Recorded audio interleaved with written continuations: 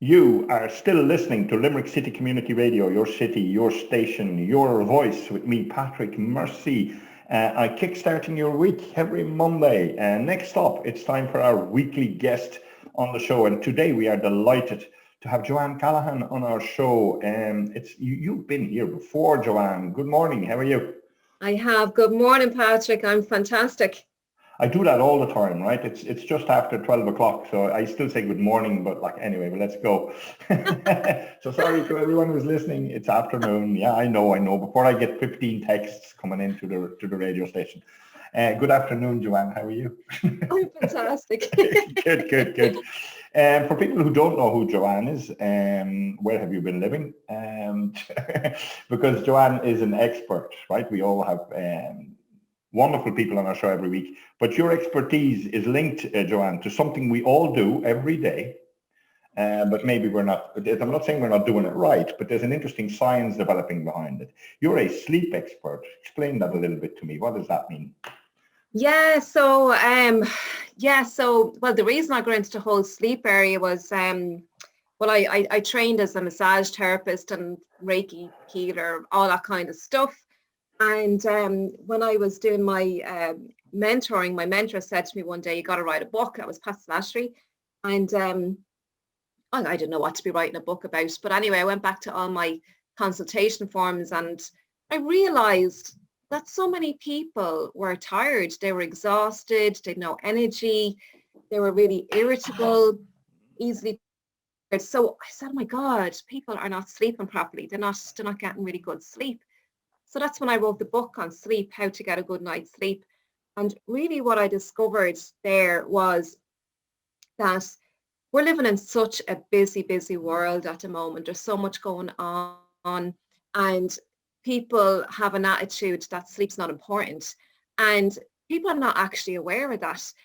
And what I mean by that is, if I said to somebody, about their sleeping habits or whatever, they'll say, I'll go to bed when I finish doing my work, or I'll go to bed when I can, or, so basically what they're doing is they're not prioritizing their sleep. Now, when we talk about being healthy, we have an intention of eating the right foods, getting, starting to eat properly again, lose a bit of weight. So many people are losing weight, wanting to lose weight, or exercise and going out, but you're physically doing something, right? And you're getting results. But sleep is a massive part of your health and well-being as well. But people don't take that into account because you're not actually doing something to get a result. At least that's the perception, right? Sleep is passive. You go to bed at night and you lie down and you're doing nothing, right? But so much is happening in the body at nighttime. That is just so profound. And I discovered this when I wrote my book through all the research. And there's so many scientific papers to show this as well.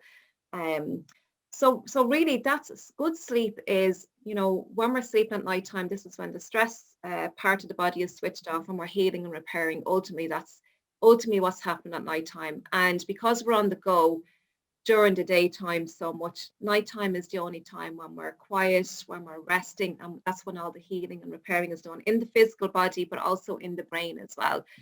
So sleep is vital. Sleep is vital for every aspect of our life.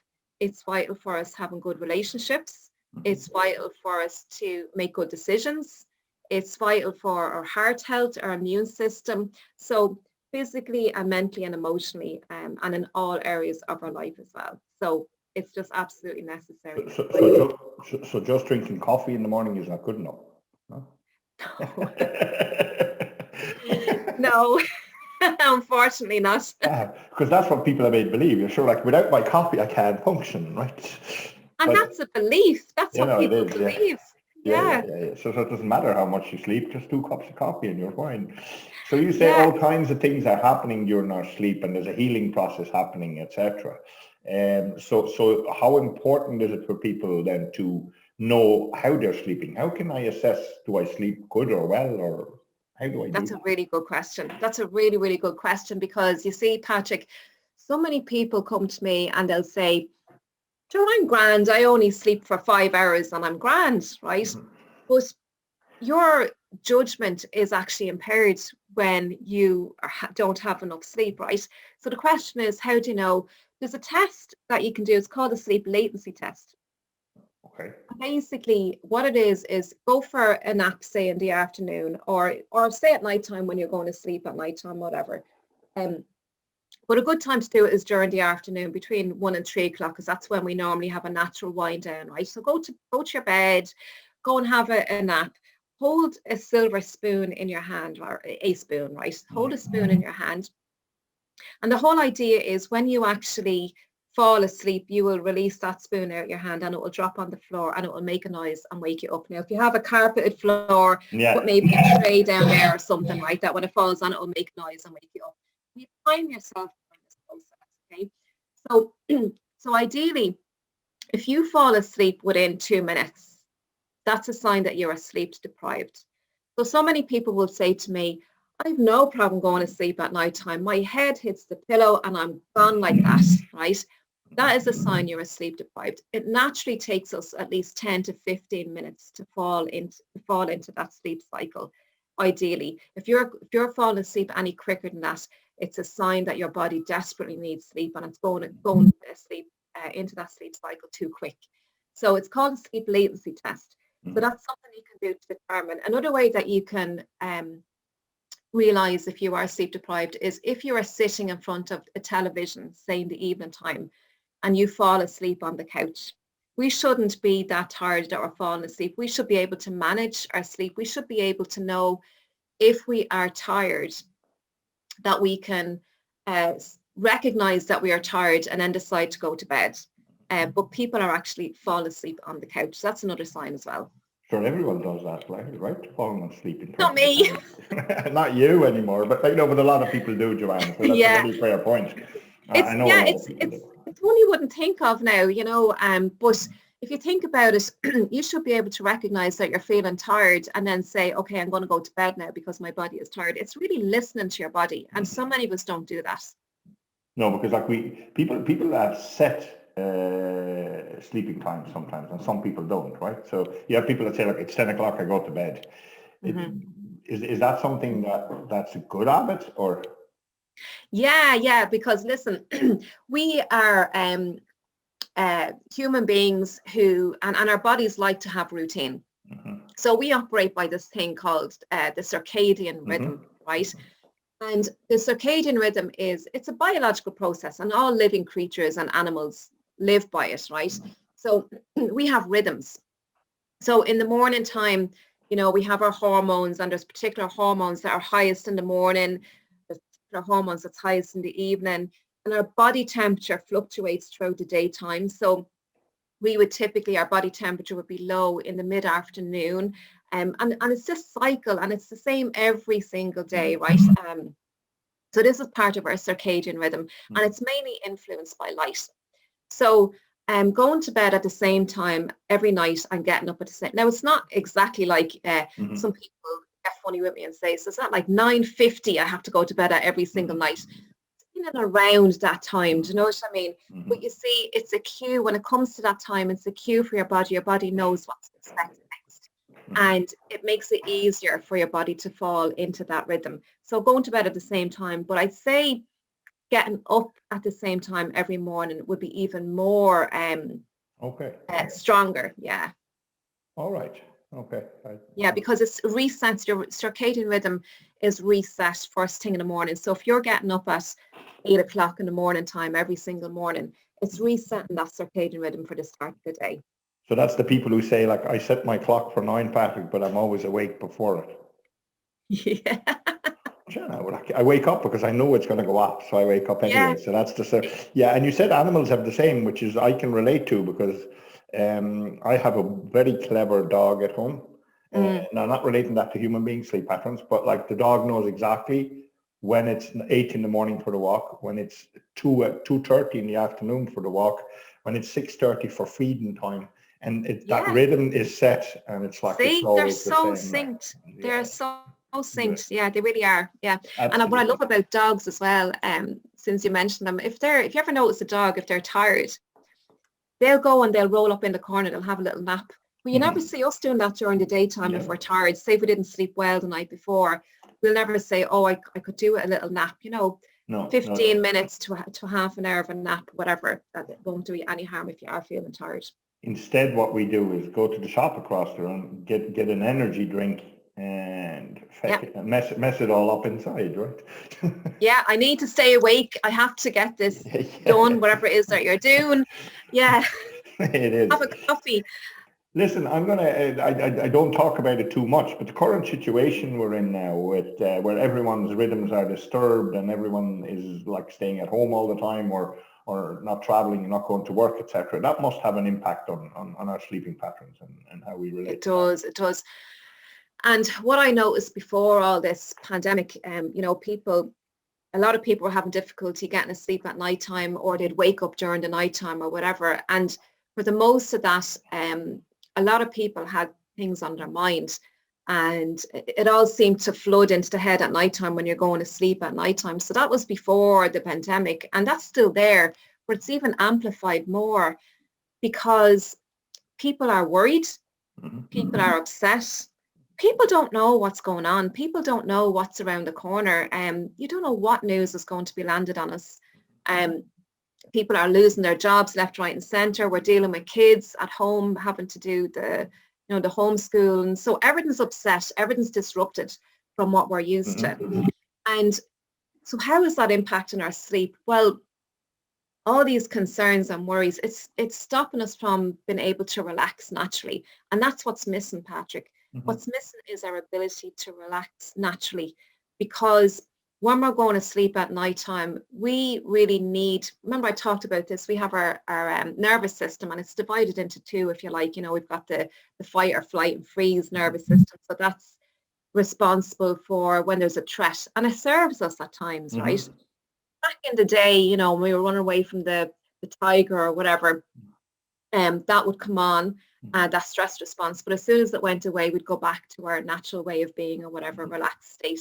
But nowadays, that stress response is constantly on. And with what's going on in the world at the moment, there's uncertainty, there's upset, there's worried about finances. So our stress response is constantly on, right? It's constantly on. And we were never designed to have it on so much. So it's affecting our ability to relax efficiently. And even if we are able to go to sleep at nighttime, we're not sleeping deeply because we're not relaxed enough to go into that deep sleep. And it's where that deep sleep is where all the healing is done and all the repair and all the growing, and especially for young children as well. They're going through that whole growing process. That's really, really important for them. And they're having their element of disruption in this as well. And they're fairly much, I hear so many kids not sleeping well at nighttime. They're going to bed a lot later.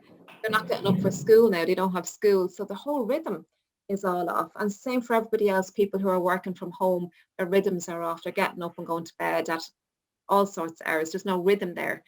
So yes, it's very, very much affecting us now, and it's a big problem. And really, and then we talk about this virus that's going around. If your body is in a constant state of stress and fear, well, they're the perfect elements to contract any kind of bacterial or viral infection or any kind of illness, because your immune system natural stressors or stressors in your body will obviously affect your immune system, etc., etc. Yeah, absolutely. So what are things that people can do that you've seen work that people can do to relax more naturally? What are some things that they can do? There's so many things that we can do, Patrick, and Great. I suppose so many things that we can do. And the first thing really, is, and it depends on what type of, and look, we're all individuals, right? So the same thing is not going to work for everybody. We're all individuals, and it's really what works for you. But it's important to understand your own body, and it's important to understand what works for your own body, right? We all have different amount of hours that we need sleep. Some need 7, some will be 8, some will be 9, right? So it's first of all, it's important to understand what your body needs. But, things like getting up at the same time every morning will do wonders for you. Getting outside every single day and getting fresh air, getting sunshine. Now, I know we don't have much sunshine at this time of the year, but being outdoors is so much more beneficial than being indoors. Our indoor lighting is not good for us. our whole circadian rhythm that I spoke about is reliant on daylight. Mm-hmm. And also we get our vitamin D from the sunshine, Mm-hmm. which is important for our immune health. Mm-hmm. Some people may need to supplement a little bit more on vitamin D in Mm-hmm. the winter season. But getting up first thing in the morning, getting up really early in the morning and getting outside for that walk and keeping it really, really simple. Mm-hmm. Another thing that people can do is practice something during the daytime that will have you be relaxed. Now, it doesn't have to be meditation. Meditation is a big thing at the moment, and meditation does work. Mm-hmm. And there's been so many scientific reports to show meditation works. Now, some people run a mile when they hear the word meditation, right? I think there's a misunderstanding of what meditation is. You could be going for a walk and that could be a meditation, right? But really the whole point is to do something that slows you down. I mean, can you sit for 2 minutes, Patrick, and literally do nothing? Are you okay being with yourself for 2 minutes, do nothing? Just some people will say to me, oh God, Joanne, I can't do that. I have to be doing something. I have to be busy doing something, right? Because there's this perception that we're lazy if we're sitting there doing nothing, that we're useless, all this sort of thing. There's a stigma, right? But it's okay to sit there and do nothing. Read a book. It could be watching your favorite TV program, something that gives you time out, and find that out for yourself. You need to figure that out for yourself. Breathing is something else that we can do. Breathing actually, now when I say breathing, we actually don't breathe correctly, so many of us, and our breathing talks to our nervous system. So if you're breathing, shallow breathing from your chest, that's telling your nervous system there's danger because you're getting that breath in really quickly. Why? Because you need to run away from something or there's a threat of some sort. So that's turning on your fight or flight nervous system. Your body is so intelligent. Whereas if you do deep belly breathing down to your belly, that's saying to your nervous system, everything is calm, it's safe.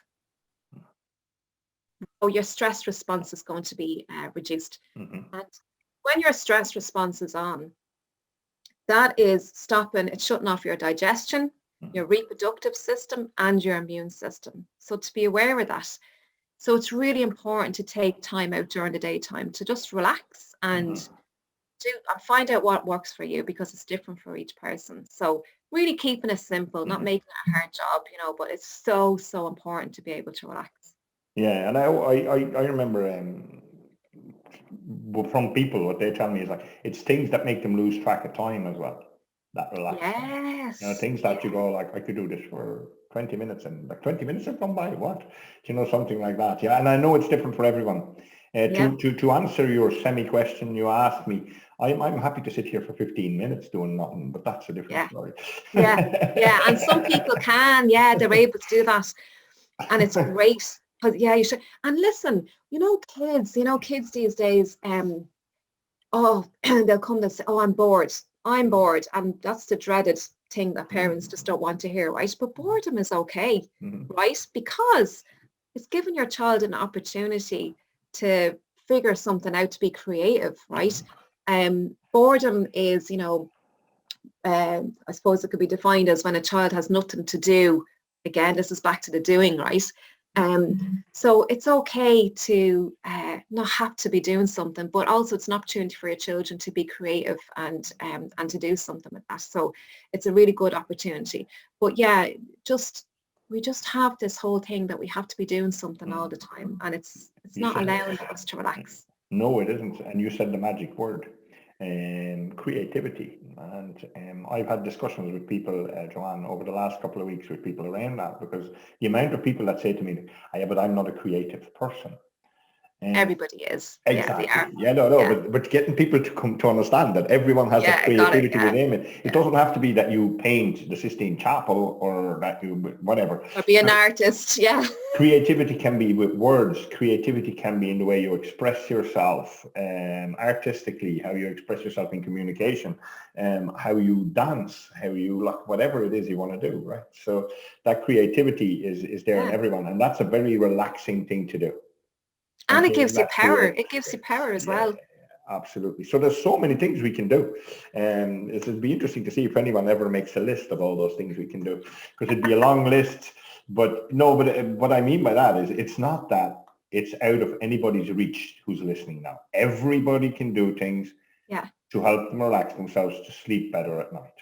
Yeah, and it's a good practice to do, actually, Patrick. Take out a journal and write down things, you know, something that you would like to do, and also, you know, you could bring that into self-care as well. What things, you know, light you up? Like, it could be going out and buying yourself a bunch of flowers. It could be going out and buying, I love mochas, right? I have mochas, and I only have a half a shot in my mochas. I don't like the too much espresso in it, just to throw that in there, right? But it could be something small, right, that you're practicing self-care, because that raises your vibration. And this is all about energy as well, right? Raising your energy and getting out of that fearful state, because so many of us have that and don't realize it, because every person around us in our environment has some element of fear. And it is very influential on us. So it's important to raise our energy and practice self-care, because you're taking your power back, and you're doing something that empowers you, I suppose, and loving yourself.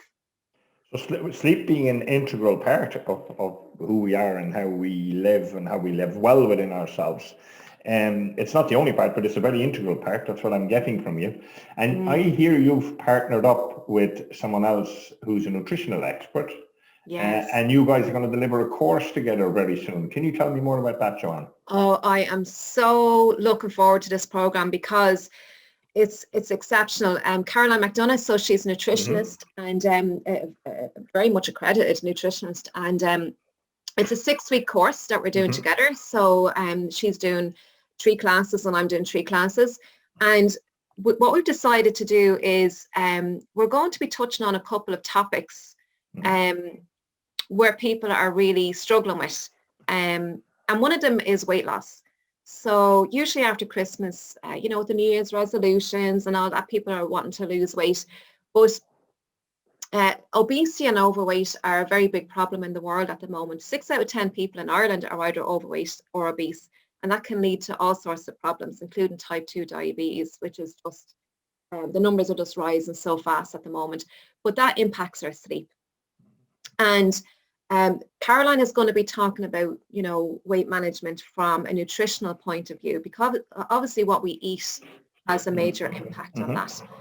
And then, you know, obviously we need the right types of foods to help us sleep as well, because we need to make those neurotransmitters. We need our serotonin, we need our melatonin, all these neurotransmitters that help us with sleep as well. So it marries really nicely into the whole sleeping element as well. And then where I come in is, so many people are not aware that you can actually lose weight while you sleep.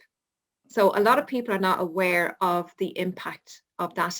So you could be on the best food, I don't like the word diet, but you could be eating the healthiest of foods, whole foods, your vegetables, your fruits, all that sort of thing, but you still may be finding it really difficult to lose weight. And a major problem there could be that you're not sleeping very well, because we're doing all the healing repair, and as I say, at nighttime, you know, insulin is a major hormone that's involved in weight loss, and that's disrupted if you're not sleeping well. So I'll be talking all about that, and how having a good night's sleep can really optimize your weight loss, in addition to what Caroline is telling us as well. So that's one module we're going to be talking about. Another module we're going to be talking about is the immune system, which is very relevant right now at the moment. It is. So one of the interesting statistics I like to say is, if you're sleeping for 5 hours or less, and this has been shown in scientific reports, you are at the mercy of your immune system. So we have these killer cells that are made. They're only made at nighttime when we're sleeping. And these particular killer cells, they're reduced by up to between 50 and 70%, depending on how your immune system is in general, but up to 70%, it can impact your immune system. These killer cells are responsible for killing viruses. So viruses are very, very sneaky. They literally go inside of cells. That's why it's very hard. That's why bacteria, you know, your antibiotics don't work on a viral infection, because, you know, a bacterial may be in the bloodstream or whatever. But your viruses are very sneaky. They can hide inside of cells. So these killer cells are really, really important that we have these, and they're only made at nighttime. So there's lots more how sleep can help with your immune system, keeping it strong.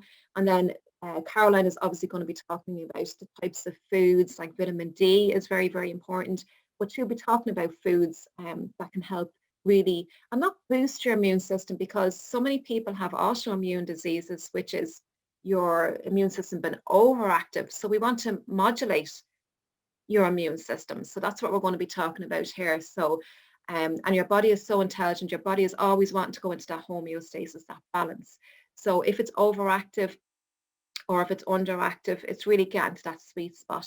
And then the third module we're going to be talking about is stress management, which is super important, because like I said, if you are experiencing stress all the time, it's going to stop that natural ability to be able to relax. So Caroline is going to be talking about all the vital minerals that we need. And, you know, when you're stressed, so many of your vital minerals are robbed. You know, with that, your cortisol and all your adrenaline, they use up quite an awful lot of resources in your body. So we're going to be talking about all that, the gut-brain connection as well, because brain health is very important. And, you know, your gut is so, so important when it comes to stress, because all your neurotransmitters are made in the gut. So much of our serotonin, this feel-good hormone, is made in the gut, and melatonin, which is your sleep hormone. So we're going to be talking about all of that. There's so much information, but really vital, and it's really creating this awareness around all those different areas for people, and really giving people tools that they can use themselves going forward. Because really, I think, as we are all individuals, it's really finding that what works for you. But once you have the understanding and the knowledge, then you can go and do something. But you have to do something with it. It's not just about learning. You need to do something as well. So that's what we're going to be covering in the program. I'm really, really looking forward to it, Patrick. It really is going to be exceptional. Yeah, it sounds wonderful. So when I hear people will at the end of the course have tools they can implement immediately around sleep, around stress management, around weight management. So like that's a whole package, isn't it? Like that's usually when you go to a course, you do either weight management or stress management or sleep or this or that. So you're bringing kind of like a package together for people. Yeah. And it's really, you know, I mean, you could expand on the whole weight management thing, but what we're giving people is the essentials, if you like. And if they wanted to go on and find out more and do more in that area, they can. But it's giving people enough information to create that awareness for people to go, oh my God, I never knew that insulin was impacted if we don't sleep well, or whatever, to get those light bulb moments. Because it's giving people the power then to do something now that they realize the impact, consequences. So yeah, it's fantastic. Sounds really, really good. When does it start? Where do people find more info, and where do they sign up? It starts the 22nd of February. So it's 6 p.m. and it's going to be for about an hour to an hour and a half maybe. There's going to be Q&As as well, so you have an opportunity to ask questions. So if there's something specifically related to you, any of your concerns. So that's the 22nd of February, 6 p.m. Is it on Zoom? Zoom. It's all by Zoom. Yeah, it's all by Zoom. So you'll be given a Zoom link. yourholisticacademy.com. That's where you can go and register. And we also have a Facebook group as well, where you will have continued support in between your classes. So that's another tool that you'll have as well. You'll also be given worksheets and a bit of exercise, a bit of homework to do as well. So yourholisticacademy.com, and it's the 22nd of February is when it starts. And it's yourself, Joanne, and Caroline McDonough. Caroline is going to be first, so she's going to be doing the first module, and then myself, and then it alternates throughout the 6 weeks. Yeah, the people who listen to this show on a weekly basis know the wonderful resource that is Your Holistic Academy, and all the wonderful people that are on there. So I'm delighted that you and Caroline are delivering that course through that platform. So it's easy for people listeners to find back, because I told them they all have to have yourholisticacademy.com on their bookmarks, because this is just the first of many things that's going to happen there. And I'm so delighted that that is happening. Again, like when I wrote down points as you were talking about the course, and I went like, my own tools for weight management, stress management, and sleep. That should be enough just to get people engaged and have a look at what you guys are doing in its own. That's what I think anyway. And no, absolutely, 100%.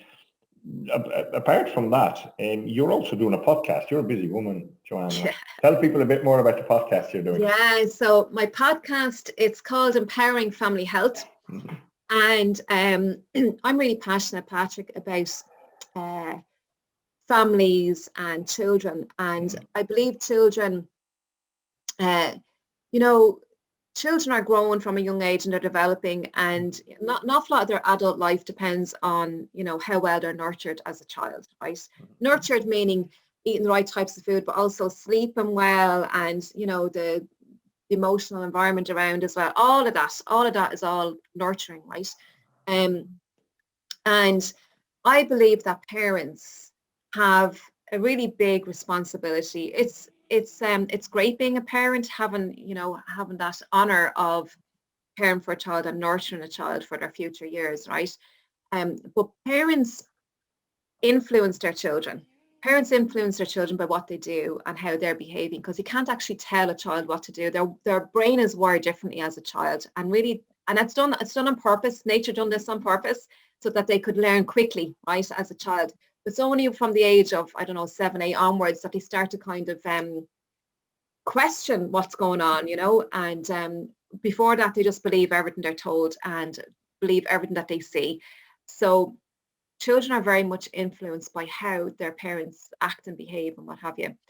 And one of the biggest things that we see now is the mobile phones and what have you, and there's an awful lot of that going on at the moment. And so basically the parents need to walk their talk and, practice these lifestyle habits, with the mobile phones, sleep. And the reason I said mobile phones is a massive impact on us sleeping well at night time. So the whole Empowering Family Health podcast, I interview doctors, I interview health experts, all sorts of people who can bring some really good nuggets to help parents, really empower parents to be the best that they can so that they can be the best for their children. So, everything begins in the home, and sleep is a very, very big part of that as well. I'm going to be doing more solo podcasts going forward, Patrick, an awful lot, because I haven't been doing so much on the sleep. But I'm going to be starting to focus an awful lot on the sleep on different areas, but bringing in other doctors as well. I have a doctor from England. I'm not going to say anything about him at the moment, right? But it's a surprise. But I'm really, really excited about the podcast because I have so many experts coming on and sharing their wisdom and nuggets that really help to empower people. And that's what it's all about.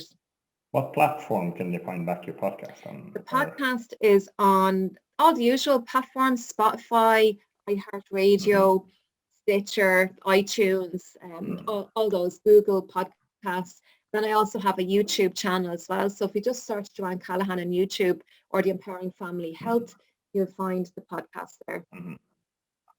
Fantastic. Sounds good. Something popped into my head and it's gone again. It's funny. Did you sleep well last night, Patrick? Actually, I didn't do the sleep latency test yet, so I can't answer that for the moment. Yeah, sleep has a big impact on our memory. That's why I said that to you. Yeah, massive. No. Okay, fair enough. It could be age as well, but anyway, we won't go there. Age.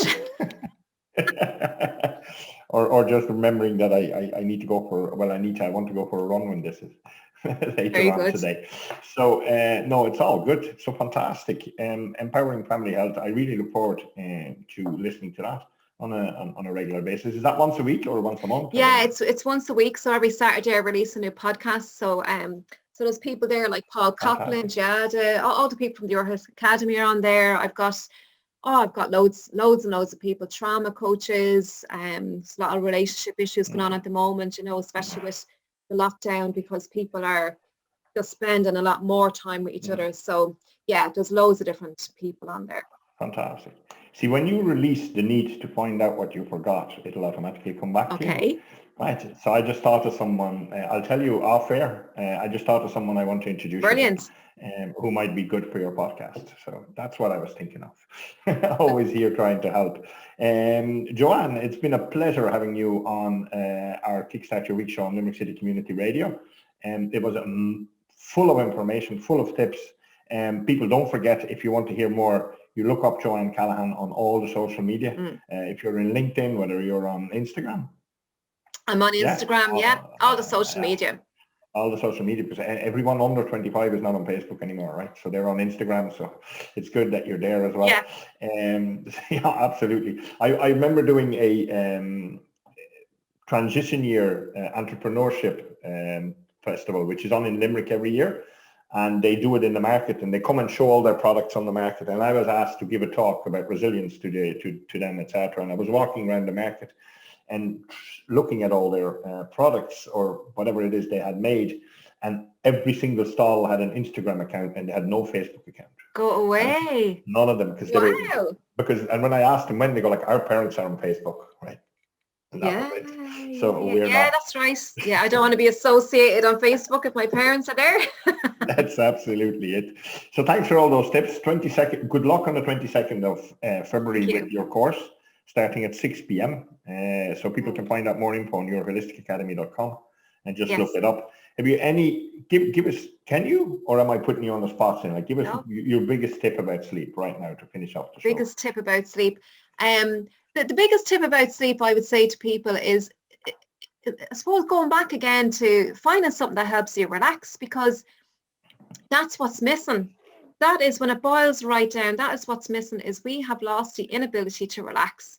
And if you can practice relaxing even during the daytime, so many people will say to me, oh, I need to do it before I go to bed, like right before I go to sleep. No, practice it during the daytime, because you're building a resilience to stress. And you may find, you can bounce back so much quicker today, because life happens. Stuff is going to happen. Mm-hmm. Even people who sleep well at nighttime, they're going to have something that's going to disrupt their sleep during the nighttime. And those people, if they have a big stress resilience built up, it just brushes off them like water off a duck's back, So build up that stress resilience by practicing something that helps you to relax during the daytime, and even, before you go to bed at night. But breathing is probably one of the easiest and most effective things that you can do as well. That is a fantastic tip, Johann. So thank you so much for sharing that. Thanks again for taking the time to talk to us here on Limerick City Community Radio. Best of luck with the course and everything going forward, and we will be in touch again. Have a fantastic Monday afternoon, and we'll talk to you soon. Thanks, Johann. Bye. Bye. Bye. Bye. Bye. Bye. Bye. Bye.